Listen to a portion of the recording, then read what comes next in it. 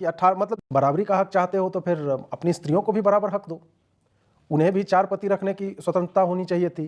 उन्हें भी ऐसा करना चाहिए था कि वो चाहे 35 साल की हो गई, वो 8 साल की लड़की से जो है निकाह कर सके। चाहे तुम तलवार के बल पे मतांतरण करवाओ, चाहे मार करके करवाओ, रेप करके करवाओ, थ्रेटन करके करवाओ, या किसी अन्य तरीके से, वो यूनिफॉर्म सिविल कोड चलेगा। लेकिन यहाँ पे कि 18 मतलब जो लॉजिकल है, जो बाकी के इस्लामी राष्ट्रों में भी इलीगल करार दिया जा चुका है, तुम्हें वो भारत में चाहिए, क्योंकि तुम्हें लगता है कि इस्लाम का अभ्युदय जो है भारत से ही हुआ है पूरा। दोस्तों 2019 में कश्मीर में धारा 370 हटी, 2024 में राम मंदिर भी बन जाएगा और ऐसा लगता है कि 2024 के चुनाव से पहले देश में यूनिफॉर्म सिविल कोड भी इंप्लीमेंट हो जाएगा। एक ऐसा कानून जिसका देश को 75 साल से इंतजार था, एक ऐसा कानून जिसके आने के बाद हिंदू, मुस्लिम, सिख, ईसाई, लड़का लड़की सबको बराबर के राइट्स मिल जाएंगे। खासकर एक सेक्शन की लड़कियों और औरतों के साथ हो रही ज्यादती हमेशा हमेशा के लिए खत्म हो जाएगी। कायदे से यूनिफॉर्म सिविल कोड आने की खुशी में सबको खुश होना चाहिए था, नाच नाच कर अपने घुंघरू तोड़ लेने चाहिए थे, मगर घुंघरू तोड़ना तो दूर, इसकी सुबुगाहट होते ही एक वर्ग ने अपनी चूड़ियां तोड़ ली। वो ऐसे तड़प रहा है मानो किसी ने उसे गर्म तवे पर बिठा दिया हो, वो ऐसे बौरा रहा है मानो दूध बोलकर किसी ने फिनाइल पिला दी हो, वो ऐसे चिल्ला रहा है जैसे पालक की सब्जी बोलकर किसी ने उसे डाई वाली मेहंदी खिला दी हो। तो क्या है यूनिफॉर्म सिविल कोड और उसके आने के बाद क्या क्या बदल जाएगा और क्यों कुछ लोग उसके आने की बात सुनकर गरम पॉपकॉर्न की तरह फुदकने लगे? वीडियो पसंद आए तो अपने दोस्तों से इसे जरूर शेयर करिएगा और चैनल को भी सब्सक्राइब करिएगा। शुरू करते हैं। हम आपको दिखाते हैं हलाला, इद्दत और 3 तलाक अपराध होगा। एक पत्नी के जीवित रहते दूसरी शादी अपराध होगी, यानी अब सब धर्मों को यह पालन करना होगा। महिला पुरुष के लिए तलाक का समान आधार होगा। 18 साल से छोटी लड़की का विवाह अपराध होगा। लिव इन रिलेशनशिप की कानूनी घोषणा अनिवार्य होगी। विवाह का पंजीकरण कराना अनिवार्य होगा। बेटा बेटी को संपत्ति में समान अधिकार होगा। जैविक संतान संपत्ति का उत्तराधिकार होगा। सरोगेसी, गोद ली हुई संतान के लिए बराबर अधिकार संपत्ति में होगा। मृत्यु के बाद माता पिता, पत्नी, संतानों को संपत्ति में बराबरी का अधिकार मिलेगा। जनजातियां यानी आदिवासी समान नागरिक संहिता के कानून से बाहर होंगे। कुरान जो है, यदि तुम्हें लगता है कि वही बड़ा है तो वहां पे चले जाओ ना जहां कुरान के कानून लागू होते हैं। तुम्हें क्या लगता है कि भारत में कुरान का कानून चलेगा? मांगा ना भाई, अलग राष्ट्र मांगा, 2 राष्ट्र तो ले गए, तो चले जाओ, अभी भी ट्रेन की सुविधा है, जाओ। 23 लोगों को जुटा करके पूरे उत्तराखंड में ये लोग क्रांति ला रहे हैं।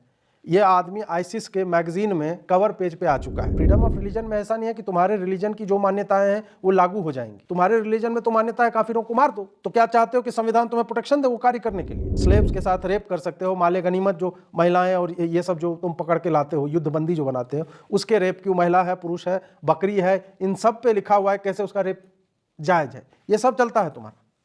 तो तुम क्या चाहते हो कि संविधान तुम्हारे इस तरह के बेस्टियलिटी के लिए, ऐसे रेपिस्टों के लिए, ऐसे नरसंहारकों के लिए, ऐसे मजहबी युद्ध छेड़ने वालों को संविधान प्रोटेक्शन दे? काहे कि आर्टिकल 25 में जो है हमें प्रोटेक्शन का राइट मिला। बताएं मुझे कि आखिर यूसीसी कैसे कैसे खिलाफ हो गया और नई चीज कैसे हो गई? ये तो पॉसिबल ही नहीं है।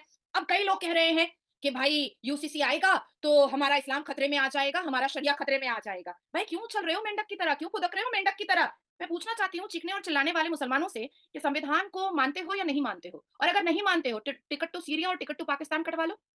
क्योंकि क्योंकि ये बात तो 1949 में ही पता चल चुकी थी कि भारत संविधान से चलेगा और हर एक व्यक्ति, इवन अभी इस वक्त जो बच्चा पैदा हुआ है उसके ऊपर भी संविधान लागू है। इस भारत धरती पर जो बच्चा पैदा हुआ है उसके ऊपर भी संविधान लागू है। हर रोज मैं नेशनल न्यूज पर बैठती हूँ और इस्लामिक स्कॉलर बैठ करके कहते हैं संविधान की कसम, संविधान की कसम। भाई संविधान की कसम खा करके अपनी बातों को मनवाने की कोशिश करते हो, पर उसी संविधान का आर्टिकल 44 नहीं मानते हो, उसी संविधान का आर्टिकल 44 नहीं मानते हो। जब भारत के प्रधानमंत्री मोदी जी पसमानदा मुसलमानों के एडुकेशन की बात करते हैं, पसमानदा मुसलमानों को पढ़ने की बात करते हैं, तो भारत के मुसलमान धर्म के ठेकेदार जो है वो उछलने लगते हैं, वो रुदाली की तरह सीना पीटने लगते हैं। अब हम कहते हैं हम जैसे लोग, तो हम लोग बुरे हो जाते हैं। अब हमें अडॉप्टेशन की अनुमति दे दी गई, उत्तराखंड में अभी हुआ है, अडॉप्टेशन की अनुमति दे दी गई है।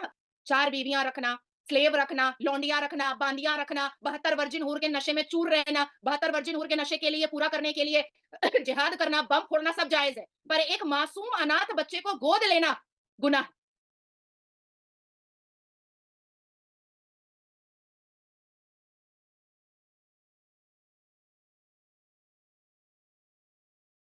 मैं पूछना चाहता हूं इन खातून से, आपसे मजहब का मतलब क्या है मेरा? मतलब आप क्या कहना चाहते हैं? मैं आपसे पूछना चाहता हूं, कुरान को आप खुदा की सच्ची किताब मानती हैं? बिल्कुल मानती हूँ। मानती है? उसका हर एक हर्फ सच्चा है? मानती हैं आप? बिल्कुल मानती हूँ। ठीक है। कुरान में अल्लाह ताला ने कहा है कि ला तब्दील लिकलिमातिल्लाह, कि मेरे अहकाम में कमी और ज्यादती नहीं हो सकती, बदले नहीं जा सकते। एक मिनट, Completely. अल्लाह ने खुद कहा कि मेरे छोड़ दी, छोड़ दी। मेरे छोड़ दी, अहकाम में छोड़ दी। तब्दीली सवाल नहीं हो हो गया ना सकती, आपका। तो हम नहीं कर सकते। अच्छा ठीक है, आप तब्दीली वो कह रहे नहीं हैं कर कि आपका सकते, ये भी अल्लाह यकीन का है ना? फरमान है ना। एक मिनट सौरभ, जब आप इतनी बात तब्दीली करते नहीं हो, कर इतनी सकते, ये बात अल्लाह का करते हो, फरमान है, ये आप भी मानते हैं, ये मैं भी मानती हूँ, शहजाद भी मानते हैं।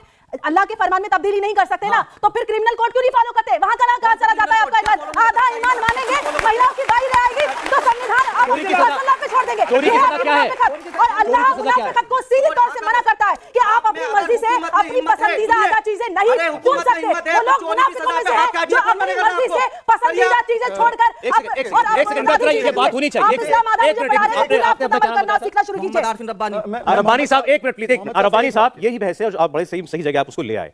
उन्होंने ये पूछा, आपने कहा जो किताब में लिखा है, कुरान में लिखा है, उसको मानते हैं, वो भी मानती हैं। उन्होंने आपसे पूछा ये कि आप जो हमारे यहाँ क्राइम की सजा है, जो गुनाह की सजा है, उसके लिए तो लिखा हुआ इंसान का कानून मानते हैं ना? इसके लिए हम तो कहते हैं शरीयत को फॉलो करो, हाथ काटो चोर के। अच्छा, एक हाँ, सेकंड। बस निकालो ना आपके साथ। नहीं, चलो, फर्क ये मानते, सब यहाँ मुसलमान के आप चोरी हिंदुस्तान में पे रहते हाथ हैं, लगाएंगे, और जो तो वो मुसलमान रेप आईपीसी का करेगा, कानून उसके- मानते हैं ना? उसका- आईपीसी का कानून मान रहे हैं ना? मानना पड़ रहा है, तो ऐसे ये वाला भी मानना पड़ जाएगा। सौरभ जी एक अब क्या है? केवल एक करना चाह रहे हैं ना। सौरभ जी केवल तो गुनाह वाले कानून में भी हो सौरभ गई। जी सौरभ जी एक हजार दूसरी चीज मैं बताना चाहूंगी कि पुष्कर धामी जी ने, जो उत्तराखंड के मुख्यमंत्री हैं, चीफ मिनिस्टर हैं, उन्होंने 2022 में ही इसके बारे में कह दिया था कि यूनिफॉर्म सिविल कोड जो है वो उत्तराखंड में लागू होगा, इंप्लीमेंट होगा। और आज दोपहर के 2 बजे 3 बजे के करीब गवर्नर साहब से लेकर के स्पीकर साहब ने इस पर अनुमति दे दी, स्टैंप लगा दिया, सरकारी स्टैंप लगा दिया, और ये अप्रूव्ड हो गया। अब ये इंप्लीमेंट होता चलेगा, हम लोग जैसे लोग इसको इंप्लीमेंट करते रहेंगे। इसके लिए बहुत बहुत बधाई पुष्कर धामी जी को। और भारत का सबसे पहला राज्य, सबसे पहला स्टेट उत्तराखंड हुआ है जहां पर यूसीसी लागू हुआ है।